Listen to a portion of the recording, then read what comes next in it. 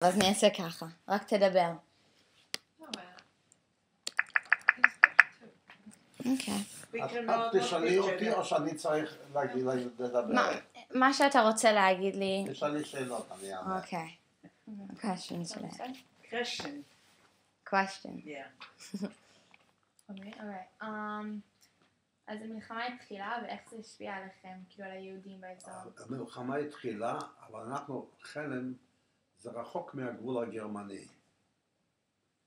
אז המלחמה אלינו הגיעה שבועיים אחרי זה. במשך שבועיים הייתה מלחמה רחוק מאיתנו, על יד הגבול פולני-גרמני. אחר כך זה לאט לאט הם התקדמו הגרמנים, אז עלינו זה הגיע שבועיים אחרי זה. איך זה השפיע עליכם? כאילו, היה שינויים בצורת חיים שלכם או? כן, התכוננו למשהו גרוע, אבל ידענו כבר, באו הרבה פליטים, הגיעו מהמקומות שכבר נרבשו על ידי הגרמנים, וידענו שמשהו רע עומד לקרות. אז נלקחתם לגטו או משהו? איך התחיל שלמה, איך התחיל הגירוש שלכם מהבית? איך התחיל הגירוש שלכם מהבית? הגירוש שלנו מהבית. אחרי שהגרמנים כבר כבשו את העיר, אז התחילו כעבור, זה לקח כמה חודשים, התחילו לאסור לגטו. ונתנו הוראה לעבור לגטו. אני נראיתי כמו פולני, כמו גוי. הייתי בלונדיני, עיניים כחולות, דיברתי שפה פולנית טובה. אני הסתובבתי חופשי, למרות שליהודים היה כבר אסור להסתובב. היו צריכים סימן. אני הסתובבתי חופשי, אני כאילו לא יהודי. והמשפחה שלך?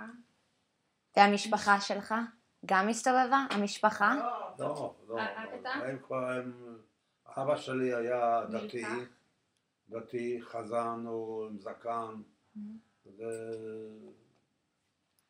הוא נלקח לגטו? כאילו כולכם ביחד? מה? כולכם נלקחתם לגטו? כאילו אתה לא הלכת, אבל... לא. אחר כך הגיע הוראה ללכת לגטו. אני לא הייתי בבית בגלל שבאו לקחת את ההורים ואת כל המשפחה. אני לא הייתי בבית, הסתובבתי שם, לא הייתי באיזה מקום. פתאום אני מגיע לרחוב שלנו ואני רואה שפה ישנם גרמנים ומוציאים את המשפחה שלי לעגלה להוביל אותם לגטו. אז מרחוק האמא ראתה אותי, אמרה לי תשתוק ואל תבוא לשכאן, לך. אז מה עשית בזמן שמשהו? הלכתי משם. איפה היית? אחר כך הייתי צריך ללכת להסתתר, מפני שהחברים שלי ידעו שאני יהודי. הייתי צריך להיזהר מהם. חיפשתי מקום איפה להיות. חשבתי שאני אלך ברגל ללובלין. אז בדרך יציאה מחלם ללובלין, יש שם יער גדול. אני הכרתי שם את שומר היערות. אתם יודעות מה זה? שומר יערות. יער. ובפנים גר המשפחה שהם אחראים על היער. שלא לקחת עצים, לשמור בפני שריפה. הם היו אחראים על היער. ויחד בזה היה להם משק שם, באמצע היער. הלכתי אליהם והייתי אצלם שנה. עבדתי אצלם, הוא יודע שאני יהודי. אחר כך, אחרי שנה, הוא אמר לי, תראה, אני פה מסתכן. זה לא יכול להיות יותר, זה כבר היה חורף. 41. ואני מסתכן ואני מחזיק אותך. אתה מוכרח ללכת. התחלתי ללכת. אבל לא הייתה לי ברירה, הייתי מוכרח ללכת לגבול הרוסי. מפני שלהישאר בפולניה כבר לא יכולתי. הגעתי לגבול הרוסי, אז שם יש נהר בוק. שם הנהר הוא בדרך כלל בחורף, הוא קופא. מה זה נהר? זה נהר רחב, אז באמצע הלכו המים, ואני, איך לעבור? בחורף, ינואר, איך להיכנס למים, לקפואים האלה. לא הייתה לי ברירה. חשבתי שאני בשחייה לעבור לצד השני, וכך היה. עברתי, קפצתי למים, המים היו, נשארתי בלי אוויר, מרוב כפור. אבל המים דוחפו אותי, סחפו אותי הלאה, לא למקום איפה שאני רציתי. עד שבא למקום שיצאתי, שהמים זרקו אותי מתוך הזרימה לחוף. ויצאתי מהמים, חיכו שם המשמר הרוסי. אז לקחו אותי, עזרו לי, ייבשו אותי, הלבישו אותי חם, ולקחו אותי למקום איפה שהם נמצאים. רגע, הם ידעו שאתה היית יהודי? כן. ידעו? היית עם יהודים אחרים שם? היו שם עוד יהודים? לא, הוא עבר לבד, בטבוק בשחייה הוא עבר לבד, עד לצד השני. במשמר הרוסי, היה עוד יהודים שם איתך? לא? אז היית כאילו בצד שלהם? הייתי לבד. מה עשית שם? הם אסרו אותי. אמרו שאני שפיון, שאני מרגל גרמני. אז כאילו... העבירו אותי לבית סוהר, ומשם שלחו אותי לסיביר. אוקיי. איך הגעתם לשם? לסיביר? ברכבת, הם הובילו. הוא היה בתור אסיר. כן. בתור אסיר, הם הובילו אותי. כמה זמן היית שם בסיביר? בסיביר הייתי שנתיים. שנתיים? היינו עובדים שם ב-45 מעלות קור, היינו עובדים בחוץ. אבל מעלה אחת יותר נשארנו בבית צריף. אבל זה היה, נעליים היו נעלי גומי מצמיגים, לא היו נעליים. וידעת מה הולך עם המשפחה שלך? לא היה לי את מי לשאול, ולא היה את מי לשאול, ממי לקבל אינפורמציה. ראית אותם מאז? הייתי שם שנתיים. לא, אם ראית את המשפחה שלו, לא. אמרנו, יותר לא ראית אותם. אז אחרי סיביר, מה קרה אחרי? אחרי שנתיים היה הסכם בין הממשלה הפולנית לממשלה רוסית, ושחררו אותי. היו עוד כאלה, כמוני, שחררו אותנו, ושלחו אותנו לאורל, ניז'ני טגיל, במקום בתי חרושת.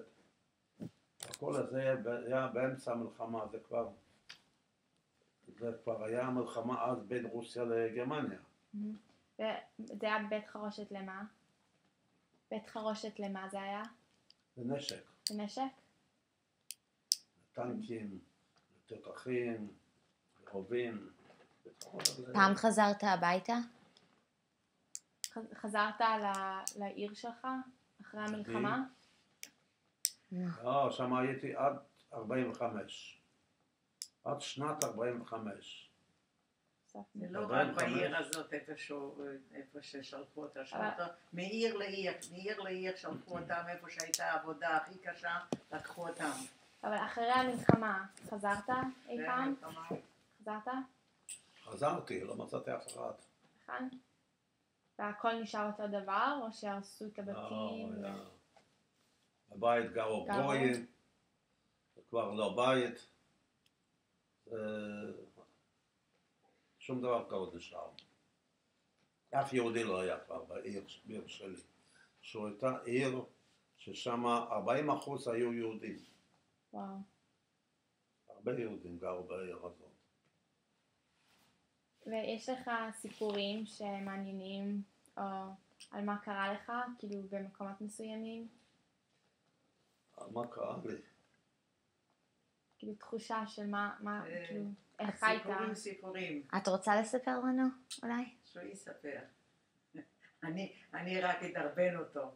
את רוצה לספר על הסיפור שקרה לך? היא מספרת יותר טוב. בבקשה. לא, שהוא יגמור לספר. הוא לא עבר, זה מה שהוא סיפר לכם, זה קוצו של יוד. עבר מעיר לעיר, 4 שנים לנסוע ממקום למקום תחת משמר, בלי אוכל, בלי שום דבר, ולגור עם רוצחים ועם גנבים, ואחר כך לא היה להם אוכל, הלכו בשוק לגנוב, כדי יהיה להם מה לאכול. זה לא סתם סיפורים, זה 1000 לילה ולילה. את מכירה את כל הסיפורים שלו? אז את יכולה לספר לנו? אנחנו גרים יחד, אנחנו נשואים כבר 62 שנה. אז אני יודעת, כמו שהאצבעות שלי, ככה אני יודעת את החיים שלו. את יכולה לספר לנו על סיפורים שלו? שלו? כן, אולי. הוא יכול לספר. הוא לא יכול לספר, הוא גם לא יכול לזכור, זה כל כך הרבה שנים, כל פעם הוא נזכר קצת, אפילו לי, שיושבים ככה לפעמים, יושב וחושב, נזכרתי, מתחיל לספר מה שהיה. זה קשה לזכור כל הדברים. להישאר ילד בן 15, בלי הורים, בלי תמיכה, בלי אף אחד, זה קשה מאוד. אני הייתי בת 12, אבל הייתי עם אמא ואבא ושתי אחיות, וגם היה לנו קשה. אבל הוא נשאר לבד. את רוצה לספר לנו כמה סיפורים? עלייך? כמה סיפורים עליי? עלייך או עליו, מה שאת רוצה. זה מה שהוא סיפר, זה שהוא עבד כל פעם במקום אחר, עבד בתחנת רכבת, עבד ביער, עבד בטונלים, שהיה יורד לטונל וחופרים שמה ועם שקי מכרה. את יודעת מה זה מכרה? כן? מכרה זה... מים. אוקיי. ושם היו חופרים, ועם השקים עם האדמה היו הולכים כמה זה היה גובה? 600 מטר עם השק אדמה, לעלות למעלה עם השק אדמה לרוקן ולרדת שוב פעם למטה. ילד בן 15 וחצי. כן. We said that for an hour. מה קרה? לא, זה רק אמר לי מה השעה. זה גם השעון שלה. יש לכם ילדים? יש לנו 3 ילדים, יש לנו 4 נכדים, ויש לנו נינים. אתה יודעת מה זה נינים? כן. Great grandchildren? כמה? נינים יש לי 4. ונכדים יש לי 4 נינים? לא, 5 נינים. 6 כבר. 6 בדרך. זה יפי. זהו. ואיך כאילו הגיע סיום המלחמה? איך נודע לכם על סיום? איך נודע לנו מה? על סיום המלחמה. על סיום המלחמה? זה שמה גם, איפה שהיינו סגורים שמה. אצל הרוסים. שמה זה, כמובן, גמר המלחמה, הודיעו, מי לא ידע? הודיעו, פשוט אמרו לכם... ברדיו. ברדיו? ואמרו לכם פשוט אתם יכולים ללכת איפה שאתם רוצים? או איך זה עבד? לא, מרוסיה לצאת. איך זה עבד? מרוסיה לצאת, זה אחר כך היה הסכם, שוב פעם הסכם, בין הממשלה הפולנית הגולה לבין רוסיה, שכל היהודים האלה שנתקלו לשם בזמן המלחמה, יכולים לצאת בחזרה לפולניה. ובשנת 45 אוקיי. מה קרה? לא, אמרתי לה משהו. באמצע 45 יצאנו משם לפולניה. בפולניה שם התחילו לתרגם, היו מהסוכנות היהודית נציגים, והתחילו לאסוף את שארית הפליטה, כל האלה שהגיעו מרוסיה, התחילו לאסוף אותם וליצור קיבוצים. בארץ. בפולניה. אוקיי. קיבוצים.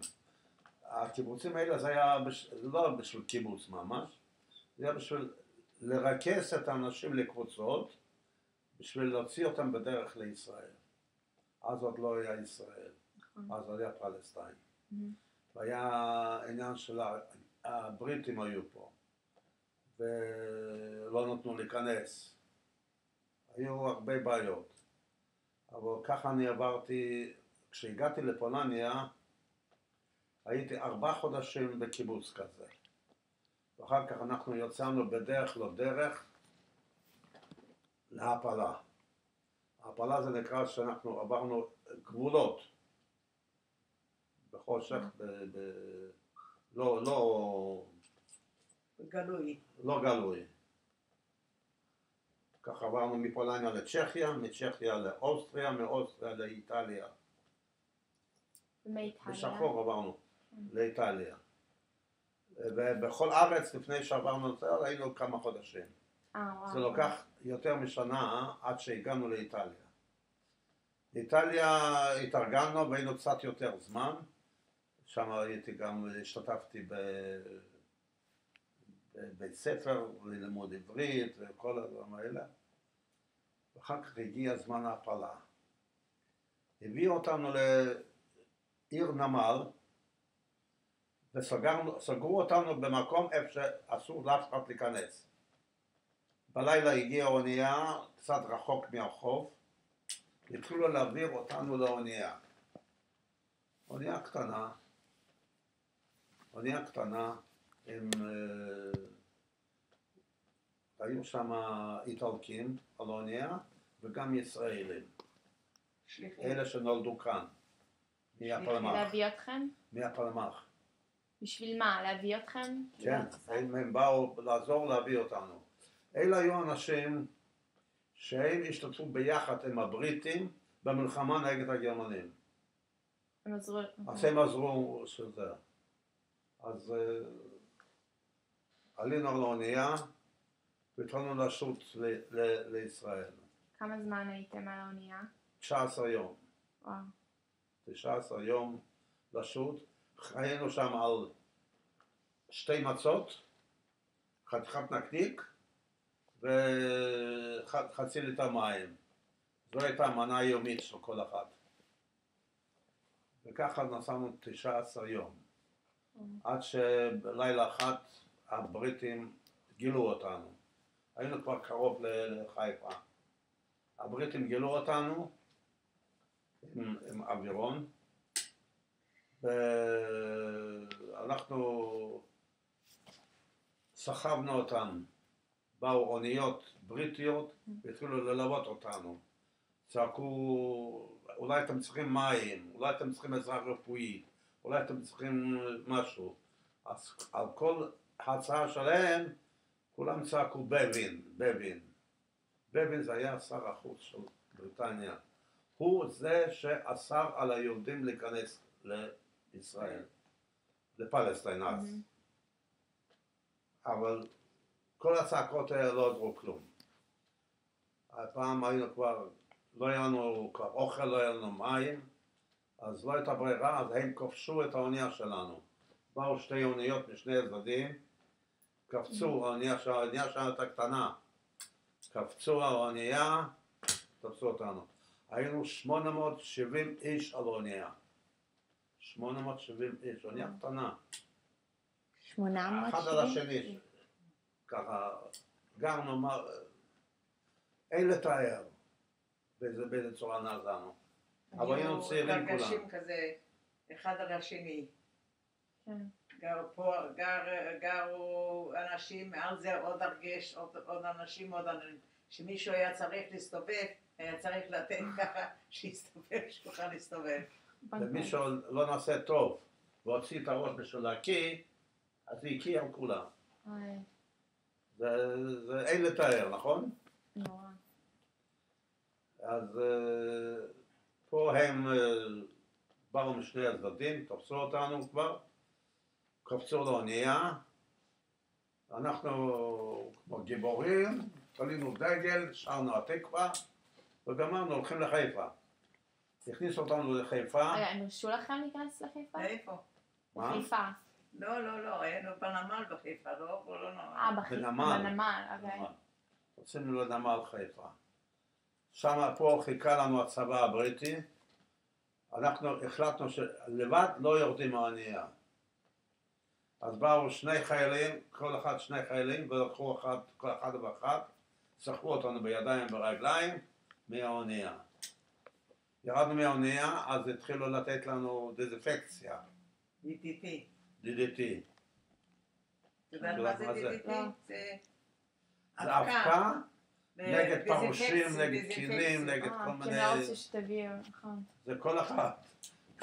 אחרי הביקורת הזאת, אחרי הטיפול הזה, כולם היו לבנים מהאבקה הזאת. אז צחקו אחד מהשני. צחוק הגורל זה היה. והעבירו אותנו לאונייה שלהם, ומשם באותו יום, בלילה, נסענו לקפריסין. סייפרוס. שם היו מחנות. סגרו אותנו בתוך המחנות בקפריסין, ושם אנחנו היינו שנתיים. משנת 46 עד 48. וב-48 עליתם לארץ? עכשיו? 48 כן עלינו לארץ. 48 הגענו ארצה בחזרה. זה כבר היה, זה מאי 48, זה כבר הייתה מדינה. אז באנו מוניה ישראלית, מוניה יהודית. ואיפה גרתם? ופה, מה? איפה גרת? איפה גרנו שהגענו להנה?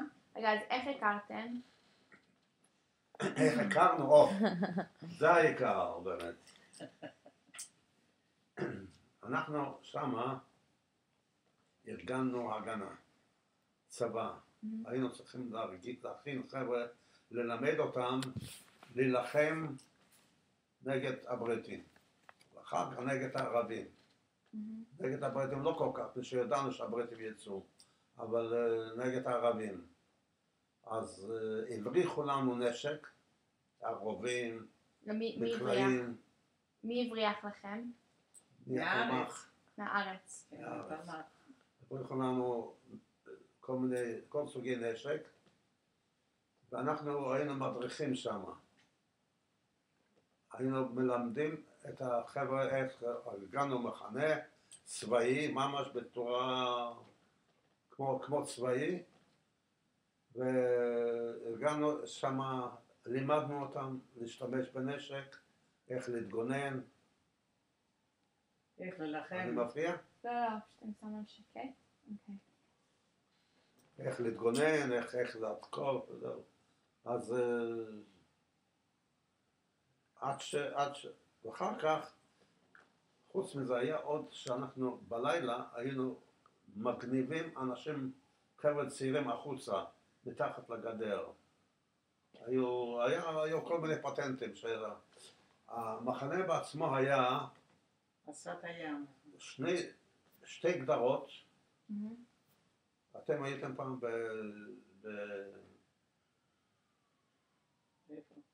במחנה השמדה בפולניה?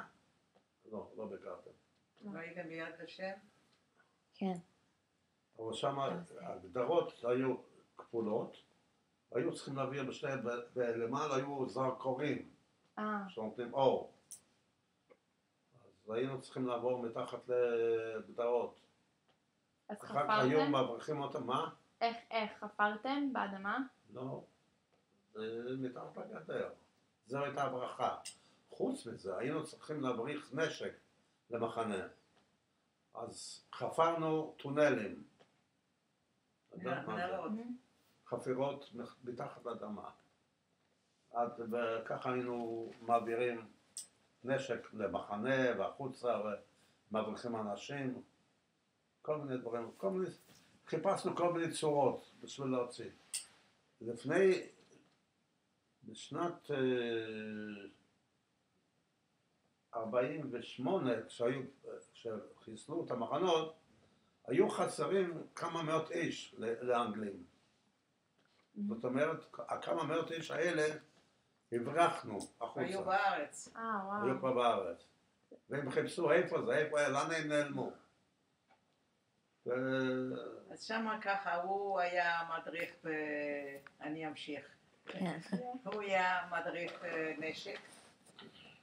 והיה נהפך למדריך, מפקד המחנה. ואני הייתי מדריכת ספורט שימושי.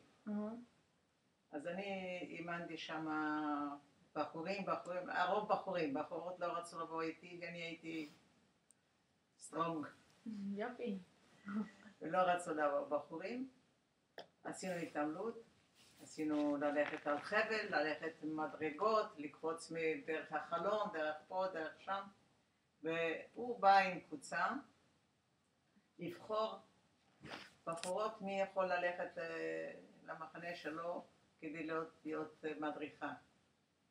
בחר אותי. ככה הכרנו. התחתנו בקפריסין. וואו. הייתה שם רבנות, הייתה הכל. כן. בקפריסין. היינו בקיבוץ שלו, היו 40 בחורים ו4 בחורות. ובחר אותך. ואני הייתי בין 4 בחורות האלה. וואו. ושם התחתנו, ואחר כך באנו ארצה. באנו לבאר יעקב. יודעת איפה זה באר יעקב? וזה? איפה זה באר יעקב? אני כבר לא זוכרת איפה זה. היה צרפת. שם היה מחנה עולים. משם חילקו אותנו איפה שיהיה מקום. אז היה מקום, פה יש איפה קאנטרי. אתה יודעת איפה הקאנטרי?